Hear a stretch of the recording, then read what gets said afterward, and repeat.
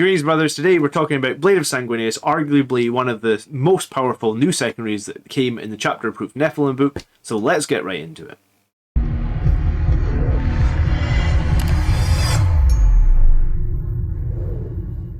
So I've put up a picture of Astorath because I think when you think of Blade of Sanguinius, Astorath is probably one of the main characters that we think about.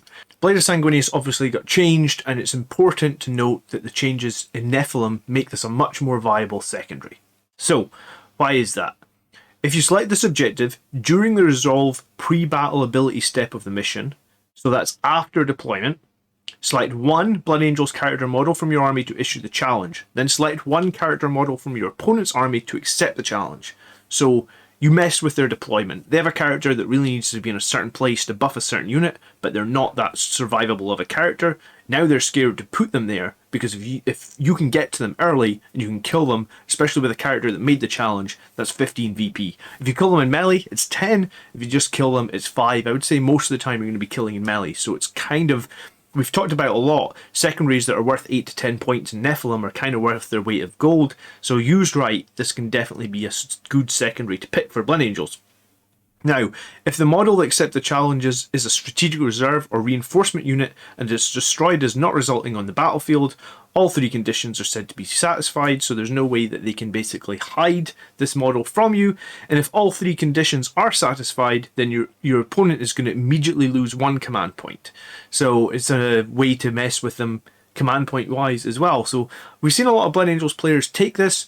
We've obviously seen Astorath be picked as a good potential for this, with this 4 damage weapon, but are there other characters that can do this and do it effectively? And that's really what I wanted to get into today.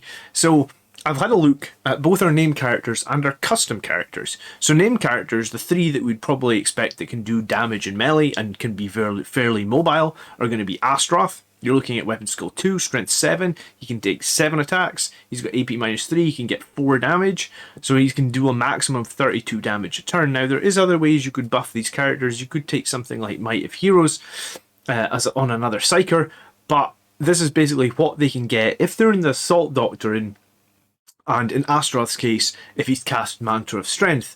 So Dante does get 8 attacks, he's also on strength 7 and -3, he is doing 2 damage. So he can max 16 damage. And Mephiston, weapon skill 2, he's on strength 10. He can get 10 attacks if you take Quickening the Psychic Power. He is on D3 damage, so his max damage would be 30, but it's probably going to be average about 20. So all 3 of these characters can do some significant work. Astorath and Dante obviously have a jump pack. Mephiston is moving 7 and then potentially flying 12 with Wings of Sanguinius. And these guys would all get 1 additional point of AP if they are in the Assault Doctrine. I've just put their base AP down here, even though I've included the maximum attacks they could get. We're going to work out in a little bit later in this video, if we take some of these characters, the top characters, and we fight them into like reasonably tough enemies, how they're going to do. Like, are they going to make the kill in a single round of combat? And then that'll help you when you're picking Blade of Sanguinius twofold. You'll know which characters you need to take, and you'll know roughly how much damage some of those characters can do. So that's coming up later in the video. And if you do get value out of today's video, I would love it if you hit the like button. It really does just help out the channel so much, and it is really very much appreciated. Okay, let's talk about custom characters. So we'll start with the Librarian Dreadnought, who's a character we don't see too much at the moment, but he does have a strength 12 attack. He can get up to 10 attacks. Remember, one of those attacks is actually done with his halberd, which is even more damage. But he's AP -3, both on the halberd and the fist. He's doing he's doing damage 3, sorry. And then his max damage would be 36 because he's going to get that extra damage potentially from the halberd. Now, your Death Company captain with a Thunderhammer, he could be on a bike or he could have a jump pack. He's also on weapon skill 2. He's maxing on 7 attacks. His AP is -2 on a Thunderhammer.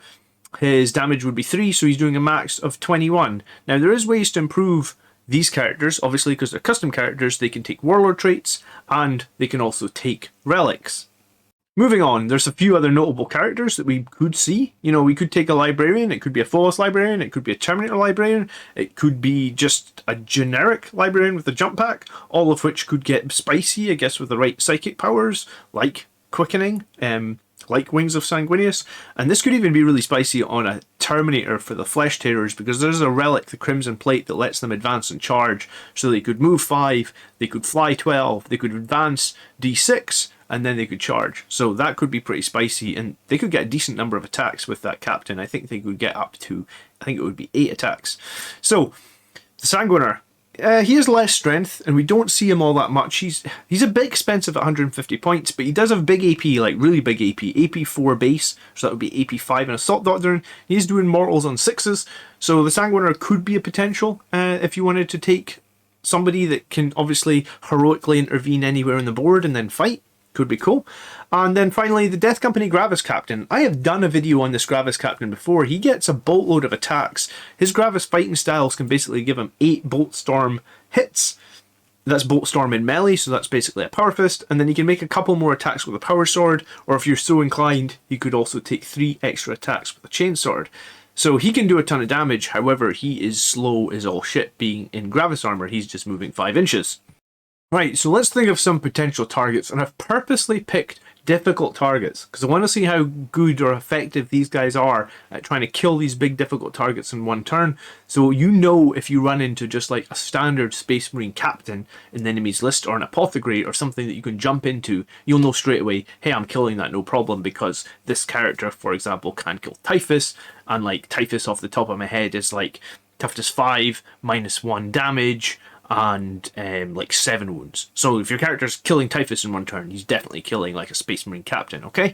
So this is the characters that I've picked, and they're all difficult characters, because sometimes the enemy might want to really get into combat with, let's say, Morganval. They need them on the front line, they need them handing out their buffs, so you could actually mess with them a bit by picking Morganval as potentially the target that you want to kill with Blade of Sanguinius. So basically, I've worked out the base damage output against all these things from each of the 5. I've picked 5 of the characters. I picked the ones that I felt were like most likely to do some good damage. I left off Mephiston because I think his damage is too unreliable, and I also left off, I have to think, the Librarian Terminate Armor because I don't play it, and the Sanguiner because, again, I think he's overcosted. I don't play him. So Astorath, on the base, like this basically means no Warlord traits, no relics. Astorath is coming out pretty consistently on top, and I think that would, it makes sense, right? His sword is strength 7, it has -3 AP, and then potentially you're on 4 damage if you get off Mantra of Strength. I guess the one downside with Astorath is you need to basically cast that Mantra of Strength, which is either going to be a 3+ or a 2 CP cast. But if you do that, I mean, you'd be killing Typhus, you'd be killing a commander in Cold Star Battlesuit, you'd be killing Ferrus, and I mean, you'd be doing significant damage to some of these other guys. Like a Grandmaster and a Dreadnought, you're leaving with 3 wounds. Guilliman, you're leaving with 2.5 wounds. Morganval, you're leaving with 3 wounds. So arguably, if you had some incidental shooting that's going to maybe take 3 wounds off, which probably you have on your list, then potentially you can get these guys done in a single turn. Dante doesn't perform that well. I mean, we kind of knew that he isn't a character killer. I mean, he could come in and finish off a character, but it's never going to be something that can just happen. Like, you can't just outright kill some of these more difficult characters in a single turn. Librarian Dreadnought is an interesting one.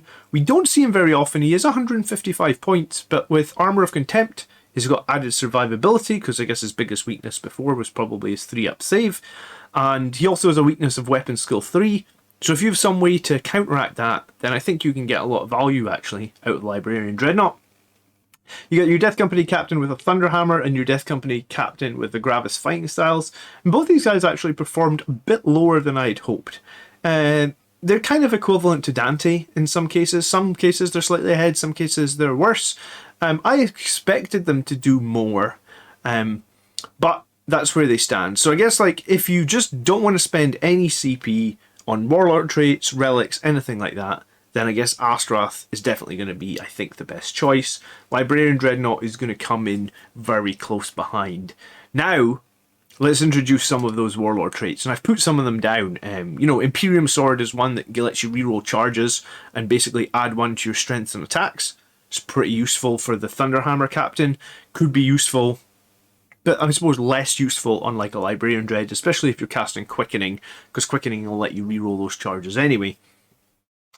But what would be a really interesting one, and one that we really haven't seen talked about, and something that like no one's been picking on the army list show, is Champion of Humanity. So each time this warlord fights, if it's within engagement range of an enemy character, so you'd obviously be engagement range because you want to kill an enemy character, you're going to get additional attack. And then you're going to get to add 1 to your melee attack roll, to your hit and your wound. So the wound roll is not going to work unless they've got something that counters Red Thirst, right? Because Blood Angels already get +1 to wound, you can't get +2 to wound. So unless they have an ability that makes you -1 to wound, then this part has no value.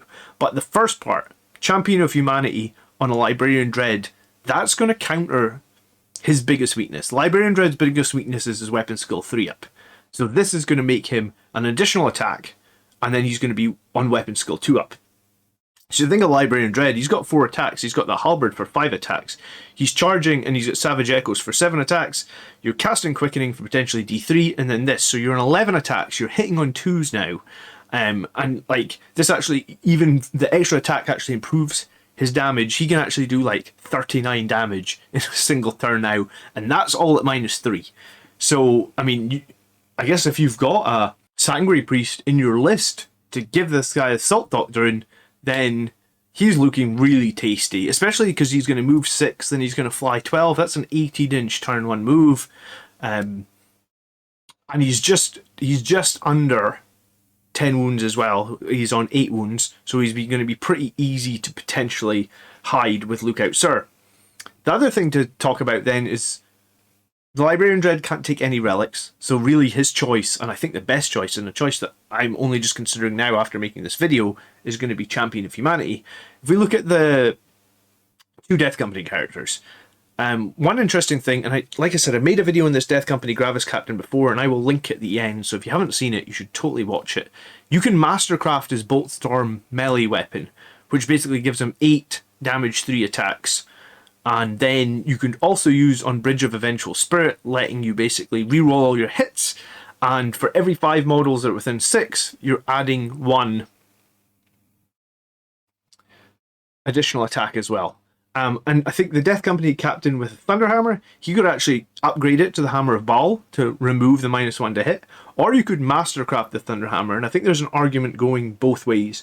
Obviously, if you Mastercraft it, you get that 4 damage swing, which is pretty nice, but if you Hammer of Baal, you get an additional point of AP. So I think this comes back to, are you going to put him into Assault Doctrine? Because if you're not, I think the Hammer of Baal is better. If you can put him in Assault Doctrine, and you're willing to blow on a Bridge of Vengeful Spirit, is Death Vision, and I feel like you'd always want to use your Death Vision probably like right out the gate, you know? It almost seems no point. If you have a secondary that's worth 15 points to kill an enemy, why would you not give yourself the maximum chance of killing the enemy? So if you're going to do that, then re-rolling your hits is going to kind of counteract the fact that your Thunderhammer hits on 3s. For the purpose of this video, I've actually only mathed out the Hammer of Baal, but I did another video previously comparing the Hammer of Baal against a Mastercrafted Thunderhammer, and the actual results are like super similar. It's similar to the table we saw earlier, where like in some cases the Thunderhammer will be ahead, in some cases the Hammer of Baal will be ahead. So both good choices. So if we now include the relics and the warlord traits, you can see that Librarian Dreadnought with Champion of Humanity basically comes out on top against every model. With a little bit of luck here, he's actually killing a lot of these things in a single turn. Even Rebooty Gilliman, like I said, 1 extra failsave over averages, he would be dead. So Death Company Captain would take Imperium Sword. This would give him an additional attack. He wouldn't benefit from Champion of Humanity because with the Hammer of Baal he's hitting on 2s. So his damage is pretty decent. You know, a little bit behind Astorath. Ahead in one case. And then our Champion of Humanity Death Company Gravis Captain is actually very, very decent damage for where he stands. Like I said, this is a very spicy character. You would want to Mastercraft his Gauntlet. He would basically be getting like 8 or 9 attacks on the Gauntlet and then a couple with a Power Sword. It's super good. And remember, the last part of this equation would be like, you just burn your Death Visions on these guys straight away.